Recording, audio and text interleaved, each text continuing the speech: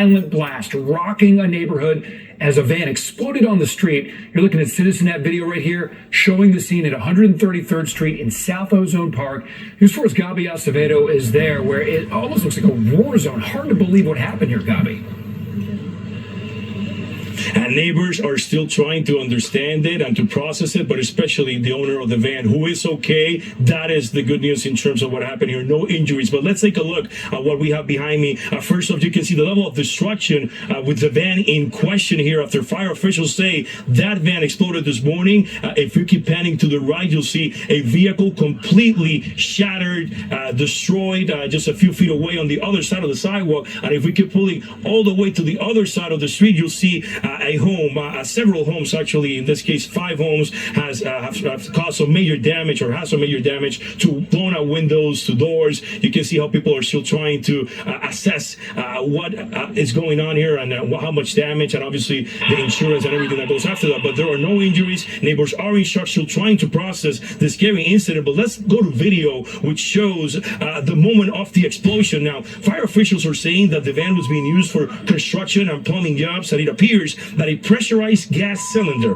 may have been leaking, causing the explosion. And video also shows the early stages of the emergency as firefighters worked to get things under control. The fire department responded, as Adam mentioned, to this emergency on 133rd Street near 131st Avenue just before 7 a.m. The force of the blast also took down some power lines in the neighborhood. Multiple agencies are here right now to support the fire department, including the NYPD bomb and explosive divisions. One of the neighbors we spoke to says he jumped out of bed when he heard the loud explosion and came out running to the street and got some video of the flames engulfing the van. And also we had a chance to speak with the owner of the van in question. He's here on scene. He lives just a few feet away from where the van exploded, and he's telling us that apparently a welding tech was inside the van, a welding tech that he uses mostly for his job as a plumber. Let's listen.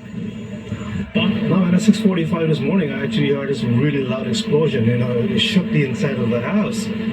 So when I went outside, I saw the car. I saw the car next door. Some smoke coming from it, and I looked outside in the yard, and the roof of the car is in the yard. And about a minute and a half or so later, the car, just kind of exploded again, and it caught fire. Now, the investigation, Adam, at this point, fire officials are looking into what may have ignited the tank that was leaking. The owner of the van says he did not turn the car on remotely. I know there were some early reports on that note, but again, confirmed by both the owner of the van and the fire department that that was not the case. It was not a remote ignition. So the leaking tank may be the main cause. Still unclear what sparked it. Fire officials advising New Yorkers, Adam, about the dangers of pressurized gas cylinders and how important it is to secure and store them safely. Of course, we'll be here through this afternoon looking at the next steps and how the cleanup effort starts for neighbors and people in this community. Reporting live from